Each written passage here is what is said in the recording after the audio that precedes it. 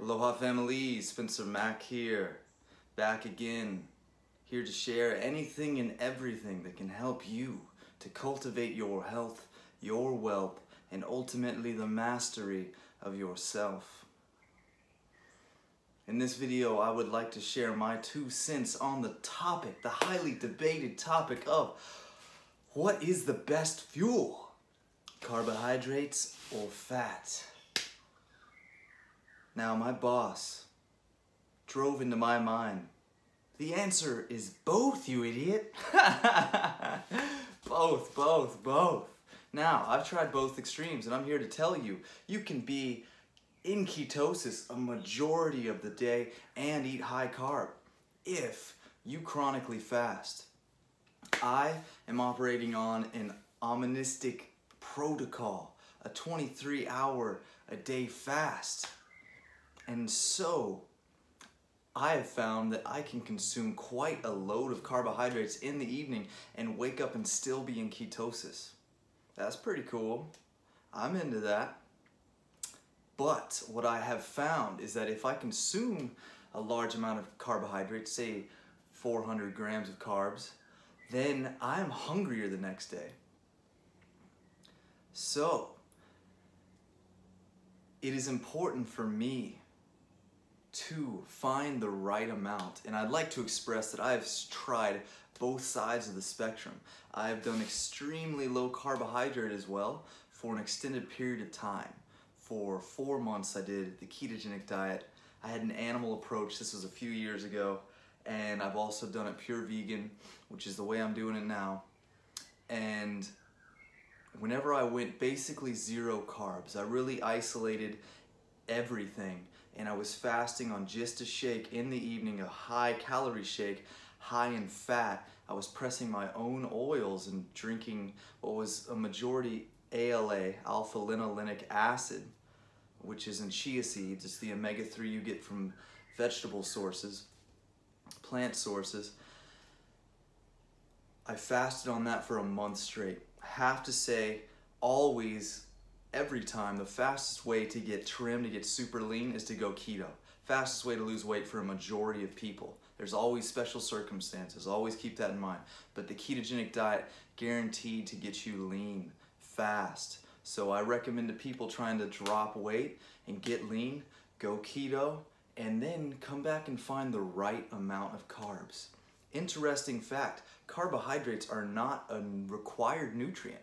There's no RDA or necessary amount for you to consume because your body can manufacture them out of both proteins and lipids. You can create glucose. So what I did find when I went really hardcore keto is it was good for a while. It really helps kill the hunger. If you got problems where you're just constantly craving food, as I did, because I had horrible blood sugar, I had horrible insulin and glucose control.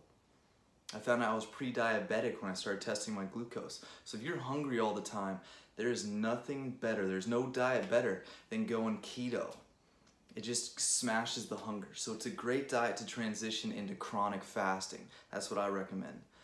That being said, after a month of doing that, I really started to lose my pump, so to speak. My muscles were just flat, and I didn't have the explosive energy in the gym anymore. So I decided to upgrade the experiment, and I started to add glucose to my shakes. The form of sugar that I chose intentionally. From my understanding, glucose is preferentially directed towards the muscles to replenish the glycogen stores in the muscles, where fructose has a tendency to restore liver glycogen, preferentially. Now, I chose dextrose. I was ingesting pure dextrose in this fat shake of mine, which was delicious. I mean, pure fatty protein shake with sugar in it. So good. And waking up in ketosis, I'm gonna guess, I'll estimate I was probably out of ketosis about 4 hours. I want to state, I do not believe that being in ketosis all the time is a good idea. We need fluctuations. There are benefits to insulin. Every once in a while, the idea is to just do it minimally. Once a day, spike your insulin. That's where I stand right now. So I was ingesting the dextrose in my shake, waking up in ketosis, and my training came back. My more explosive energy came back. So where I stand now currently with the debate of high carb versus high fat is find the right amount of carbs. For me currently, that's about 100 to 150 grams. And I feel, not only because eating too many carbohydrates makes me hungrier the next day, but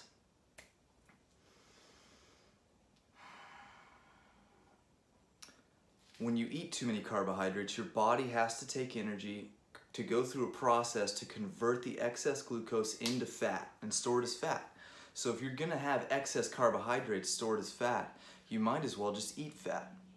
I've found ALA is my preferential fat, though I also utilize saturated fat from coconut. For a multitude of reasons, I use both of those I can go into later. Those are my focused fats right there. A good ratio of ALA to linoleic acid, ALA to LA. The ratio of omega-3 to omega-6 is important. Where I stand right now is a 3:2 ratio. From the studies that I've read, which are pretty bomb. There's some excellent studies out there. I can go into that later as well. So I go to a very high omega-3 diet. There's so many benefits to that, and that helps to keep me off of the animal products, which have been just very well demonstrated to shorten your lifespan. And it helps me to keep my circulating blood sugars lower, which is another way to lengthen your lifespan. So understand that you can be in ketosis, which is actually a ratio of your ketones to your glucose. Not just having high ketones, you can still have high glucose and not really be in ketosis, not running on ketones as your preferential fuel. So you gotta measure both. And pee strips do not do it. The urine strips are not accurate. Here's why. And here's why I believe a lot of the dry fasting gets you into ketosis faster is not nearly as true. It may be true to some percentage, but if you are going to neglect to stop the intake of water, your urine is going to become more highly concentrated. And so the amount of ketones in your urine to the amount volume of water is going to increase.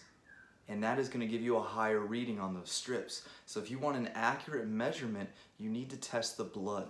The most accurate testing device that I know of is Precision Extra. This guy right here. Yeah, boom! So you can get both ketone strips and glucose strips on this thing and test them both and compare them. Unfortunately, the ketone strips are like $2.50, $3 a piece, depending on where you get them. So it's expensive. I tested chronically. I invested in it to really find out what was gonna work for me. And after a chronic adaptation to those levels of carbohydrates and fats, I wake up in a state where I'm 65 to 75. Number is my glucose number, and my ketones are around 1.5 to 2.5. And I like that low number on the glucose. When I first started testing my blood sugar, as I said, I was pre-diabetic. That blew me away because I was already in pretty damn good shape. I've been training my whole life. And so to find that out really demonstrated a lot of why I chronically just was hungry and why I had trouble fasting and these dips in my energy and fluctuations of emotional state, mental state that come with fluctuation in your glucose stability, your energy stability. So that's been one of the most profound benefits of going keto for me, was just getting more stable, getting off of the chronic food cravings, chronic hunger. So that's where I stand right now. If you're trying to drop weight, go keto. But if you're gonna go keto, like study the hell out of it, because it's a super complex, in-depth thing, especially if you're trying to go plant-based, which I recommend because the animal-based proteins accelerate your way to the grave. That's where I see it based on the science.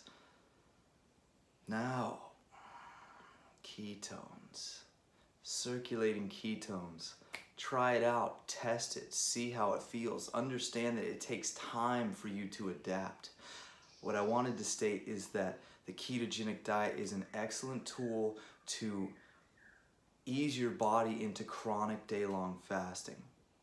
I've been fasting 23 hours a day for a majority of the last 3 years, and I've tried so many different diets in order to find ways that I can more easily maintain that level of fasting. Fallen off many times, so I've gotten to start and try again many times. And currently, now that I'm lean, if I keep those carbs right in that zone and I keep those fats high, those particular types of fats, which have effect on your hunger hormones and signaling hormones that tell your body whether or not you're hungry, it's important what type of fat you eat. The amount of protein you eat is also important. There's a lot of variables in it if you're gonna go keto, but there's a lot of variables in life, right? If we're gonna have one of these things, we might as well get educated on how it runs. And that's what I'm here for, my friends. I wanna share with you guys everything and anything that I've learned over the years of doing this, because I've subjected myself to quite a few experiments and find it fascinating. I find it so enjoyable once we find those things that work. I believe that our natural state is a state of joy and high energy and peace. And that when we can find the proper way to saturate, to support, to nurture ourselves with the right nutrition, with the right lifestyle, you need the complete picture. The lifestyle, the holistic approach is the silver bullet. Let's not wander off too far on that end, my friends. The ketogenic diet, high fat versus high carb. The answer is both. Now, if you get along with eating high carb and you're into fasting all day, boom, you can be in ketosis a majority of the time. Now, I also want to state this. I am on a calorically restricted diet, so I'm around 1,800 calories, and I've been at less.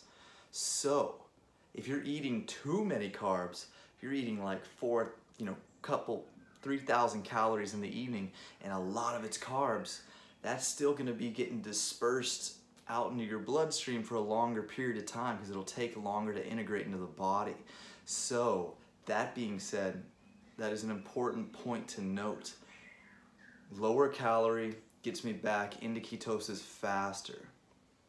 It's all about not restriction to the point where you're in a deficit. It's at a moderate level where you're getting everything you need, just enough. There's no excess. You know, when you have excess in your kitchen, you spill some crumbs, that's how you get ants or cockroaches. So when you run it that streamline, you find out precisely how much you need at this and that. It's this beautiful balancing point. So that's the game, finding out exactly how many carbs work for you. That has been a key step in my personal dietary evolution. So my friends, if you enjoyed this information, if you enjoy the pursuit of optimal living, optimal health, and ultimately the mastery of yourself, subscribe and understand this channel is a forum. I want this to be a discussion. I am not attached to any lifestyle modality or dietary modality. If you have some contradicting information, please always support it with why. Have some kind of a solid study. But if you see a weakness in this expression, if you know of contradicting information, share it. And let's have the comments be the debate, okay? And I'll try and keep the comment up higher as to like what's the most focused on, and I'll make a video on it. And together we can pursue the truth, because that is my highest interest, my friends. And I want to share that with you as well. So together we will refine this game and reach the ultimate state. as always, my friends, lots of love and aloha.